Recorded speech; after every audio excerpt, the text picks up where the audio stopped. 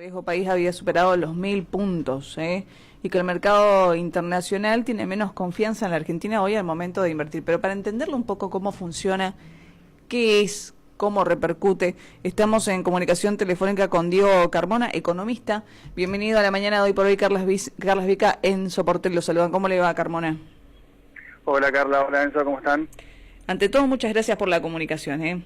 No, por favor, gracias a ustedes. Bueno, hoy la verdad que si uno se pone a pensar en los títulos y te lo presentan de esa manera, Riesgo País encima de los 1000 puntos en la primera era Macri, ¿qué significa? ¿Por qué es tan preocupante para la Argentina?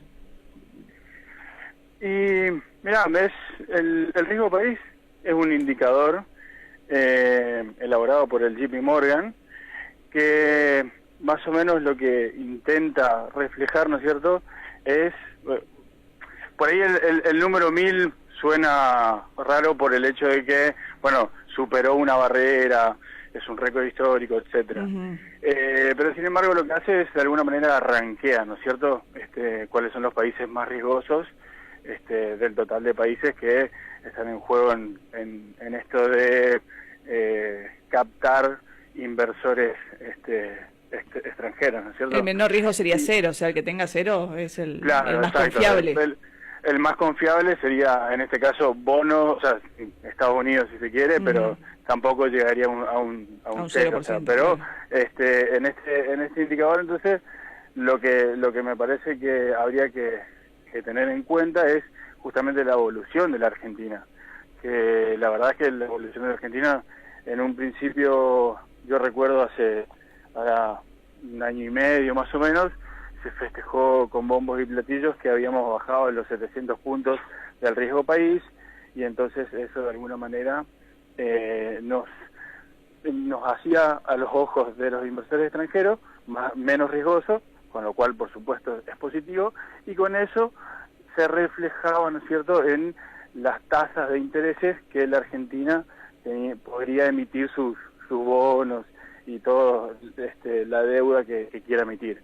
Porque los intereses reflejan el riesgo que tiene un país.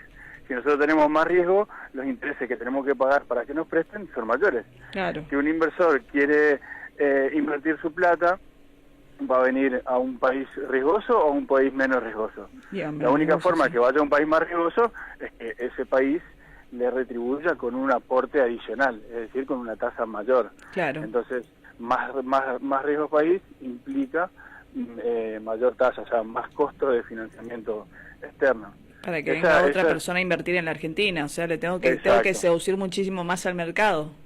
Correcto. Pero al mismo tiempo, por supuesto, el mercado se va achicando también a medida que va subiendo el riesgo país, porque no todos los inversores están...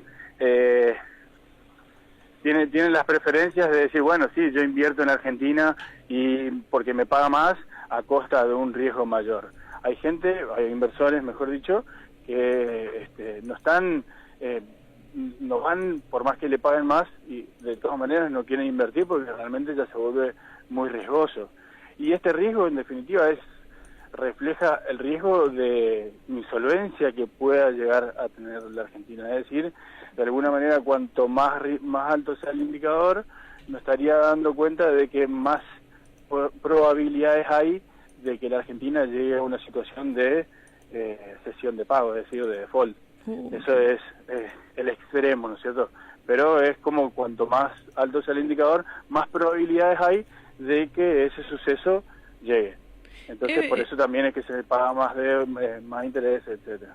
O sea, los números y estos títulos nos van acompañando un poco. Todo el mundo habla de que estamos en una especie de meseta o desahogo económico para la Argentina o de mejora. ¿Es tan así? La meseta, yo creo que en ningún lado, o sea, siempre fue... Tenemos inflación todavía, o sea, Sí, a ver, yo creo que el problema de la Argentina, en este caso, pasa por dos cuestiones. Una cuestión financiera y la otra es la cuestión de la economía real. Y lo financiero refleja gran parte de la economía real y al mismo tiempo también hay problemas financieros propiamente dichos. o de moneda, si se quiere. Y entonces yo creo que la Argentina en ese camino siempre fue de más a menos, si se quiere, o de menos a más. En definitiva siempre fue empeorando su situación. La inflación sigue, cada vez los salarios son menores, cada vez las inversiones que llegan son menos productivas, cada vez hay menos inversiones, cada el consumo, cada las inversiones, cierran empresas. Esto me parece que nunca se revirtió en ningún momento. Siempre fue en caída, ¿no es cierto? Entonces, esto creo que era lo lógico que sucediera, ¿no es cierto? Al mismo tiempo, estuve leyendo un poco algunas noticias, ¿no es cierto?, al respecto, y por supuesto, ya en tema, ¿no es cierto?, lo que sucede en el mercado internacional, es decir, la pelea de Estados Unidos con China en el plano comercial, de alguna manera que los países inversores, los inversores realmente ahora como que cambiaron su cesta de inversiones y quieren países menos riesgosos por todo esto. Eso es una realidad. Ahora, eso es una realidad y, si se quiere, refleja un poco la suba del indicador. Lo que sí no podemos hacer es responsabilizar a eso de que la Argentina llegue a los 1000 puntos. Claro. De ninguna manera. O sea, que nosotros estemos en esa situación es pura responsabilidad nuestra, y inclusive hasta responsabilidad nuestra de no saber leer el contexto internacional y ver que los mercados se van cerrando, ver que los inversores cuando la esfera económica internacional, ¿no es cierto?, está con unas características actuales, en donde Estados Unidos se cierra, en donde empiezan más barreras comerciales, más barreras financieras. Nosotros lo que hicimos es abrirnos completamente. Y la verdad que eso, trae como consecuencia lo que estamos viviendo. Básicamente estamos en contra de a cómo está yendo el mundo. Entonces todo el mundo se está resguardando y nosotros estamos abriendo todo. Era lógico que sucediera. Y ahora cuando... Entonces, sí. Hay algunos aquellos que hablan del ámbito político dice, bueno, hay alguien que nadie quiere decir, bueno, que en materia económica el próximo gobierno que se venga también va a tener que lidiar con la más fea. Muchos saben que todavía va a seguir un contexto de ajuste necesario, por lo menos por cuánto tiempo. Yo no sé si estabilizar nuestra economía, y uno quiere creer que sí, que siempre puede tomar algunas determinaciones para mejor, pero ¿cuánto tiempo podría llegar a tomar cuando se tome y se vea la realidad económica con un cambio de gobierno? Y mirá, yo considero que, a ver... ¿Cuánto hay de realidad y cuánto hay de intencionalidad? Porque yo no creo que venga un gobierno nuevo y de un día para el otro tenga una varita mágica que diga acá todo va a cambiar. No, por supuesto, eso creo que esa idea mesiánica me parece que tenemos que ir descartándola del colectivo, del imaginario colectivo, de que va a venir alguien y con la varita mágica nos va a salvar. Me parece que lo tenemos que ir sacando de nuestras mentes, que eso no va a suceder. Lo que sí es cierto es que las recetas para salir de situaciones como la actual de Argentina, bastante crítica realmente, en varios planos, son diferentes. La receta que tiene el gobierno actual no es más que la misma receta que de alguna manera, a mi entender, nos dejó acá.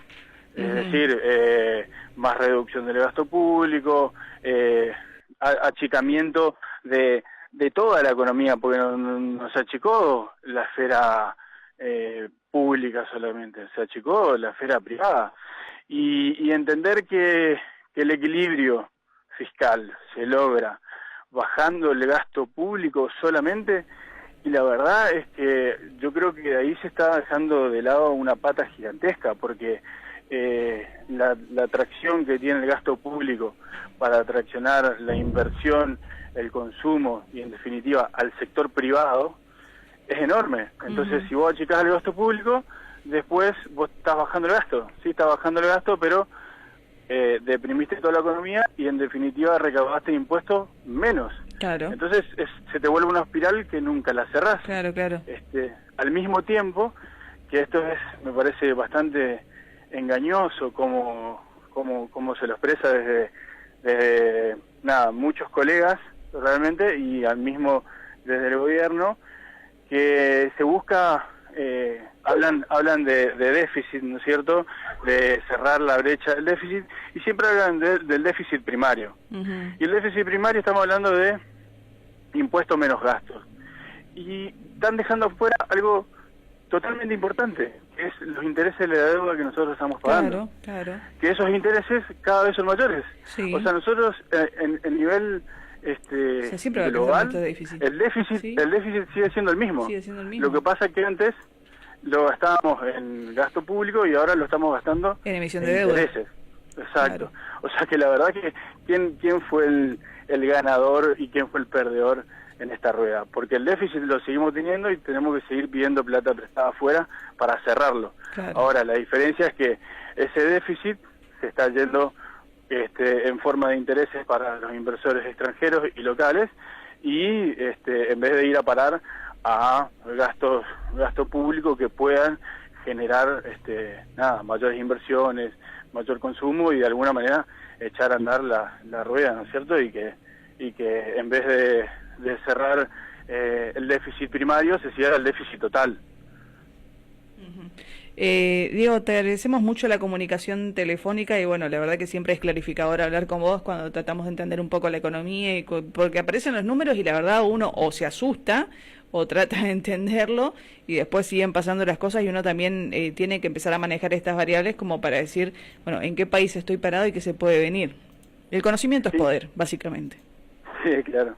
Así que bueno, muchísimas gracias a ustedes, a vos, Carla, por el llamado y por contar conmigo. Un abrazo, hasta luego, que tenga buena jornada. Adiós, ¿sí? Hasta luego.